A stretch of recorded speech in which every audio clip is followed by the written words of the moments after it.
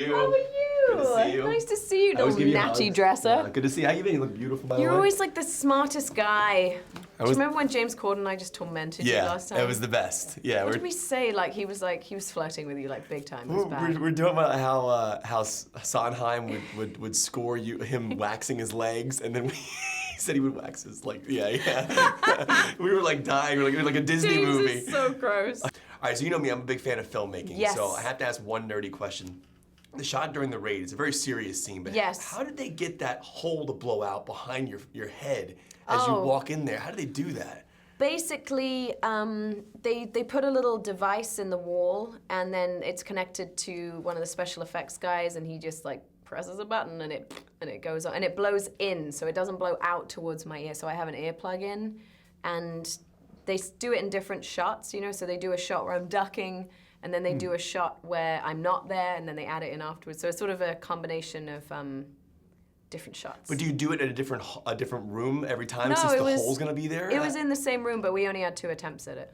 That's what I was wondering, because if you mess up the take, then you have the hole in the wall. Then you have to patch it, and then that's the time-consuming thing. Yeah, this movie's obviously very brutally emotional, just for you and for everybody involved, like just like the idea of like what it does to you, like mentally. And there's that shot of you in the shower where you're just like washing the blood away. You know, when you go home at night from a film like this and you have done that scene, like how do you go back to being a mother and a wife? Like how do you like? I just don't think you have much of a choice. I think when there's like a baby at home, you just have to dive back into that world. I've always found it quite easy to detach from work, and I have life and I have work. And but this film in particular was a little more challenging because it kind of gets under your skin. It's so intense. The scenes are so mysterious and so tense and frightening, and so.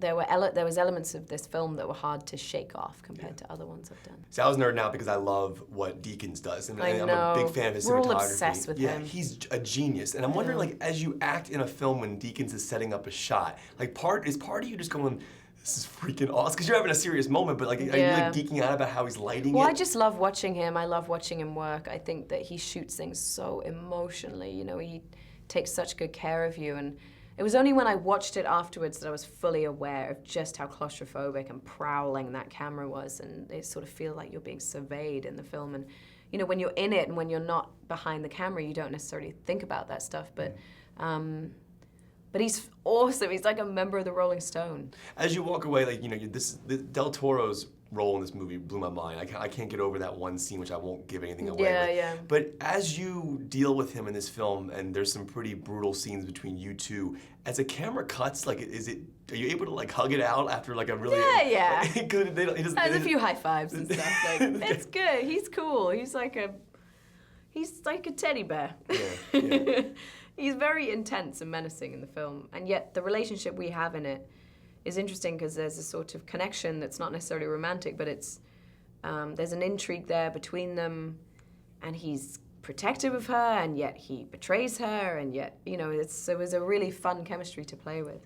What's fascinating to me about his character is that we don't really know what's going on. Neither do you for a long, long time.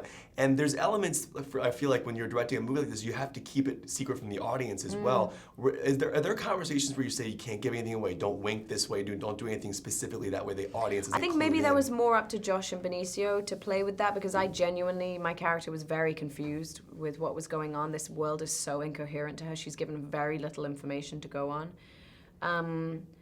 And so, of course, I know in the script what's going to happen, but yet in the moment, you know, you're playing the moment, which is that you don't understand what's happening. Cario's really good. Thank you. Thank you so much. How you doing, buddy?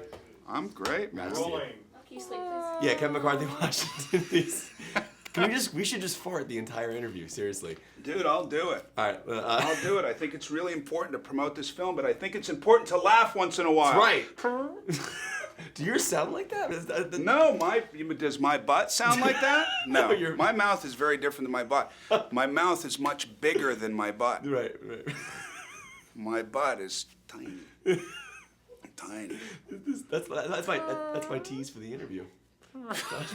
Josh Brolin's coming up, talking about it. I like your shoes. I like the color of your suit. Thank you, sir.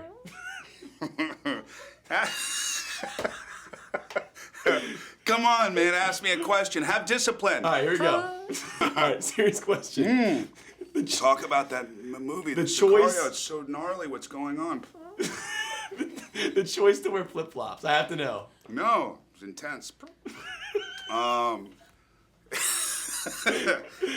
What's the question? They The do choice to wear flip-flops. they- Yes, it was a choice. Yeah, but they pan down to your feet, and you're wearing flip-flops. I know. Well, was that your decision? Was that in the script? What was the deal with that? Because if you have to run to the bathroom with things, you have to take the flip-flops off, then you can run faster. You know, Nike and all that, you're gonna trip and all that, but if you're barefoot, you're gonna run faster if you need to run to the restroom. They're getting shorter. And they have a little I personality know, to but them. they do. They're their own entities. All right. Let's do. All right. How would a Tarantino fart sound? Well, let's do director sound. Okay. Spike Lee. Oh, Spike Lee. That was really tight. Denis. This is Spike. This is the old boy tracking shot. How much time do you have? Keep it. Why do you have the most time? Who gave you all this time? No one gave me this stuff. Coen brothers, both of them together. Coen brothers. In sync. Oh my God! Watch. No Country for Old Farts. I would love to do your guys' new film. It's awful. Who directed Men in Black 3? Oh my God! Very Sonnenfeld. What Sonnenfeld. would his sound like? They just smell. They just. They don't. They're You just can't. silent. Silent, and they smell horrible. How bad? Like Bad, and he lives up like really high, like Like at baby food, maybe? 9,000 feet. No, like rotten baby food, like bad meat, Have you ever seen like Anchorman? dead pig, just like like Goonies you know those director. things where you go. The Goonies director. What would- Oh no, that was loud. That's like that's Richard Donner.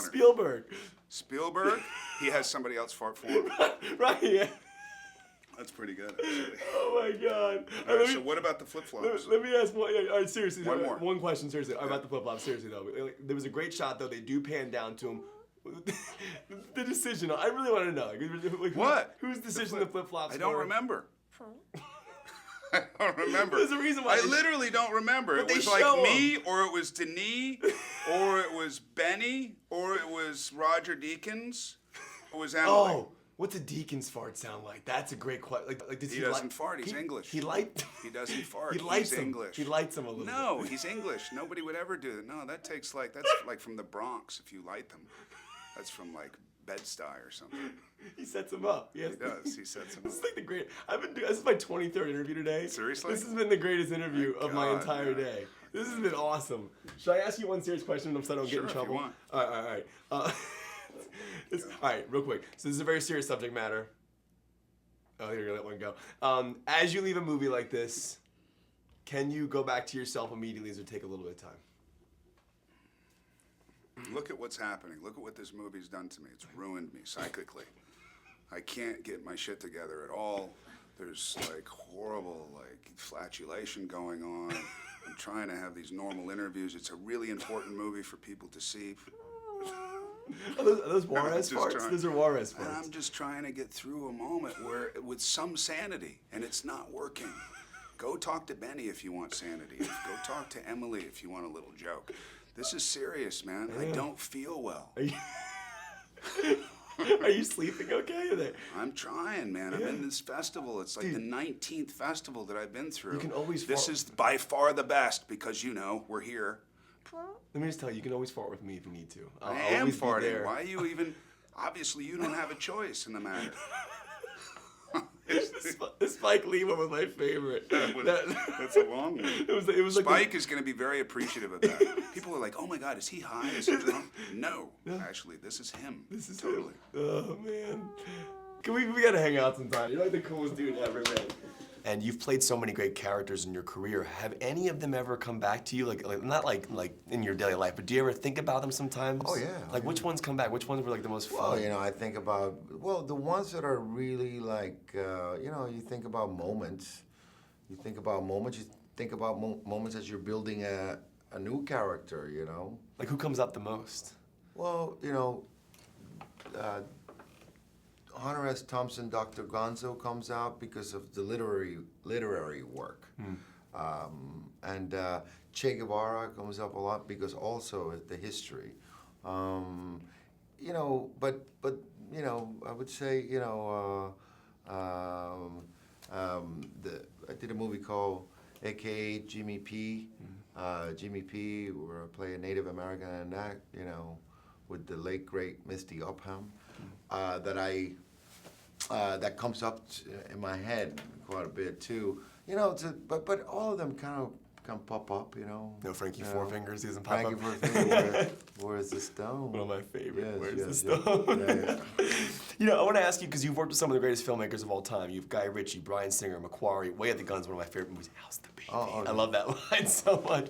I want to ask you, when you play a role like this, You might know my movies better than I do. know, I'm bro, obsessed but with the movies. But that's, yeah. But when you look at a role like this, which is obviously way different from people like Gonzo and Frankie Four Fingers, do you have elements of what Ritchie, Singer, McQuarrie, Gilliam all taught you that you still bring to a role like this?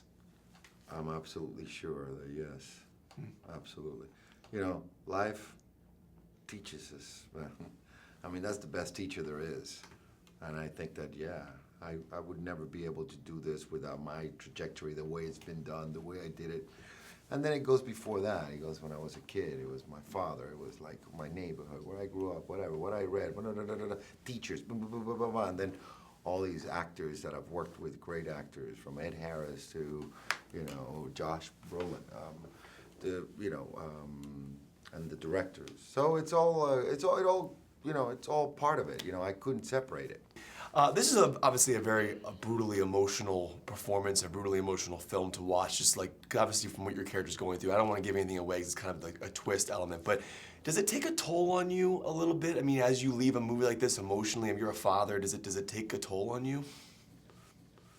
I hope not. No, that's what I do. I'm an actor. I go, and you learn. And I've been doing it for a while, so you learn of how, you learn how to leave work at work.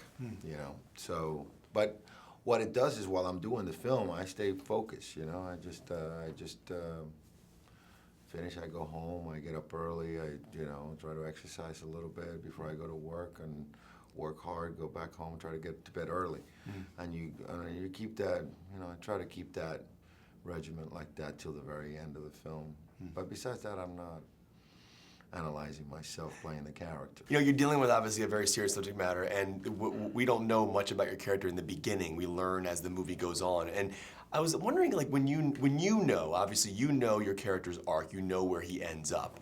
Is there a specific element in your mind where I don't want to give anything away with my eyes or something, say something that might cue the audience into maybe what's going to happen?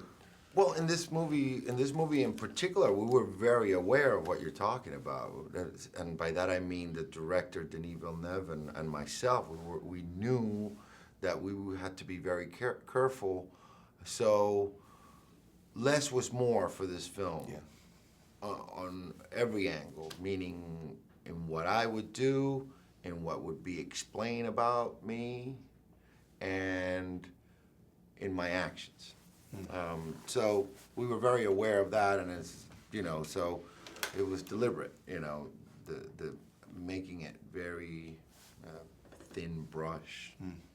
But sometimes more is more, and more works, so. It's an honor to meet you. Thank you. Hey, thank you. Thank you for the way of the gun. Very man. kind of. Okay, all right, man, that's when cool. you guys